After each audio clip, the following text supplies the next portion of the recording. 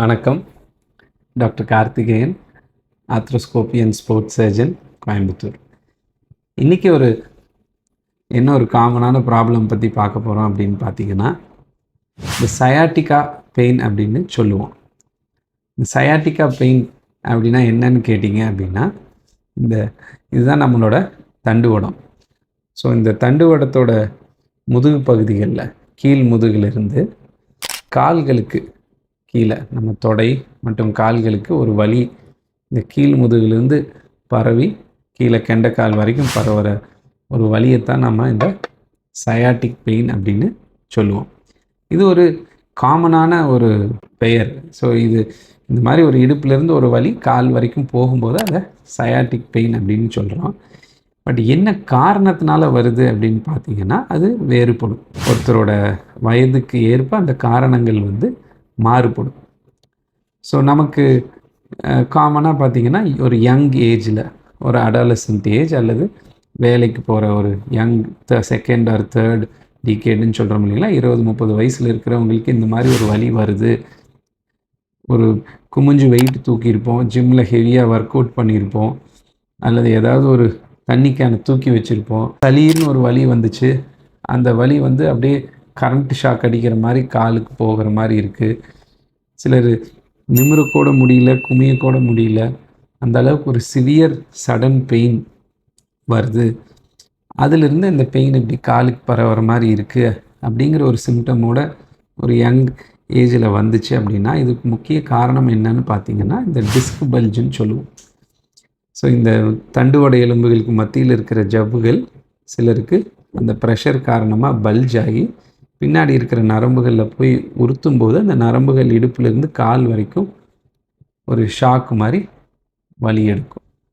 So ஒரு young பேஷண்ட்ஸில் இந்த மாதிரி ஒரு சயாட்டிக் பெயின் வருது அப்படின்னா அதுக்கு காரணம் இந்த இன்டர்வர்டிபிரல் டிஸ்க் பல்ஜுன்னு சொல்லுவோம். L4 L5 பிரச்சனை அப்படின்னு நிறைய பேர் சொல்லி கேட்டிருப்போம். அப்படின்னா இந்த நம்பர் இருக்குங்க ஒவ்வொரு எலும்புக்கும். இந்த L4 எலும்புக்கும் L5 எலும்புக்கும் நடுவில் இருக்கிற ஜவ்வு பல்ஜ் ஆகி அந்த நரம்பை உறுத்துச்சுன்னா இந்த மாதிரி ஒரு வலி வரலாம். இதே கொஞ்சம் ஏஜ் அதிகமானவங்களுக்கு இதே மாதிரி ஒரு பெயின் நடந்தால் வலி வர்ற மாதிரி இருக்குது, ரெஸ்ட் எடுத்தால் வலி குறைஞ்சிருது அப்படிங்கிற ஒரு வலி வரும்போது அதற்குரிய காரணம் என்னன்னு பார்த்தீங்கன்னா அகெயின் இந்த தண்டுவடத்தில் தான் பிரச்சனை. பட் என்ன ஆகும்னா ஏஜ் ஆகும்போது இந்த தண்டுவட மூட்டுகளுக்கு நடுவில் கொஞ்சம் தேய்மானங்கள் வரும். இங்கே இருக்கிற சதைகள் ஜவ்வுகள் கொஞ்சம் வீங்கிக்கும். ப்ளஸ் இந்த மைல்டு டிஸ்க் பல்ஜ் இதெல்லாம் சேர்ந்து அந்த நரம்புகளை அழுத்தும். கெனால் ஸ்டினோசிஸ்ன்னு சொல்லுவோம். ஸோ அந்த மாதிரி ஒரு காரணத்தினால இந்த நரம்புகளில் ஏற்படுற அழுத்தத்தினால உங்களுக்கு வலி இடுப்புலேருந்து கால் வரைக்கும் பரவும். இதையும் நாம் இந்த சயாட்டிக் பெயின் தான் சொல்லுவோம். ரொம்ப ரேராக இன்னொரு காரணம் என்னவாக இருக்கலான்னு பார்த்தீங்கன்னா இந்த இடுப்பு பகுதியில் இருக்கிற தசைகள் அது வழியாக இந்த நரம்புகள் பாஸ் ஆகும்போது அந்த தசைகள் கொஞ்சம் இறுக்கமாகிறதுனாலையோ அந்த தசைகள் வீங்கிறதுனாலையோ அந்த சமயம் அந்த நரம்புகளில் அழுத்தம் வந்தாலும் இந்த மாதிரி ஒரு வலி வரலாம். ஸோ இந்த ஒரு சயாட்டிக் பெயின் அப்படிங்கிறது ஒரு காமனான ஒரு டயக்னோசிஸ். ஸோ இதற்குரிய காரணங்கள் என்ன அப்படிங்கிறத நம்ம பார்த்தோம். பட் நம்ம என்ன முக்கியமாக தெரிஞ்சுக்க வேண்டியது அப்படின்னு பார்த்திங்கன்னா இந்த பிரச்சனை ரொம்ப சுலபமாக ஒரு ட்ரீட் பண்ணக்கூடிய ஒரு ப்ராப்ளம். எஸ்பெஷலி இந்த ஆரம்ப ஸ்டேஜில் இந்த டிஸ்க் பல்ஜு மூலமாக சின்ன வயசுக்காரவங்களுக்கு வரும்போது முக்கியமான ட்ரீட்மெண்ட் என்ன அப்படின்னு பார்த்தீங்க அப்படின்னா ஃபிட்டு பெட் ரெஸ்ட் தான். அதாவது ஒரு வலி சிவியராக இருக்குது, டாக்டரை போய் பார்க்குறீங்க, அவர் டயக்னோஸ் பண்ணுறாரு, சில டெஸ்ட்டுகள் மூலமாக தேவைப்பட்டால் ஒரு எம்ஆர்ஐ ஸ்கேன் எடுத்து உங்களுக்கு ஒரு டிஸ்க் பல்ஜ் இருக்குது, அது நரம்பை உறுத்துறதுனால இந்த மாதிரி ஒரு சயாட்டிக் பெயின் வருது அப்படின்னா சிம்பிள் ஸ்ட்ரிக்ட் ரெஸ்ட் மூலமாகவும் சிம்பிளான மெடிகேஷன்ஸ் மூலமாகவும் இதையே ஈஸியாக ஆரம்ப ஸ்டேஜ்லேயே குணப்படுத்திட முடியும். பட் என்ன அப்படின்னா நம்ம அதை நெக்லெக்ட் பண்ணுறோம், அந்த சமயத்தில் ஏதாவது ஒரு மாத்திரை வாங்கி போட்டு அப்படியே வேலையை பார்த்துட்ருக்குறோம் அப்படிங்கிற மாதிரி கண்டிஷன் ஆகும்போது தான் இந்த வலி ஒரு நிரந்தர வலியாக மாறுது. அண்ட் ஏதோ ஒரு ஸ்டேஜில் அந்த நரம்புகளில் அழுத்தம் அதிகமாகும்போது அந்த நரம்புகள் வீக்னஸ் வர ஆரம்பிக்கும். உங்களுக்கு காலில் நடக்கிறதுல வீக்னஸ் இருக்கும், பாதத்தில் எடுத்து வைக்கிறதுல கஷ்டங்கள் வரும். அந்த மாதிரியான வீக்னஸ் வர ஆரம்பிக்கும் போது தான் அது ஒரு சீரியஸ் ப்ராப்ளமாக மாறும். ஸோ இந்த டிஸ்க் பல்ஜ்னால் வர சயாட்டிக் பெயினை ரொம்ப சுலபமாக ஆரம்ப ஸ்டேஜ்லேயே டாக்டரை கன்சல்ட் பண்ணி அடிக்வேட் ரெஸ்ட் எடுத்து தேவையான மெடிசன்ஸை எடுத்துக்கிட்டு தேவைப்பட்டால் பெல்ட்டு போட்டுக்கிட்டு இருந்தாலே இந்த அதிகமான வலி குறைஞ்சிடும்.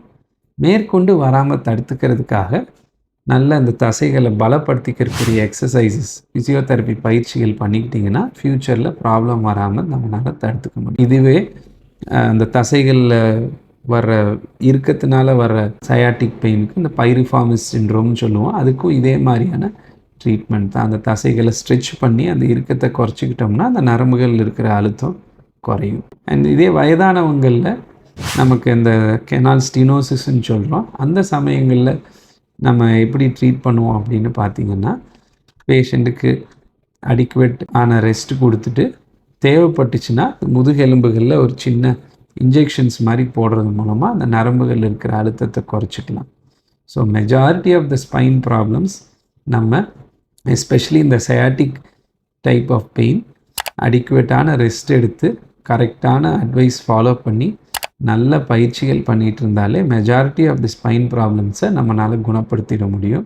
அறுவை சிகிச்சை வராமல் கட்டாயம் நம்ம தடுத்துக்க முடியும்.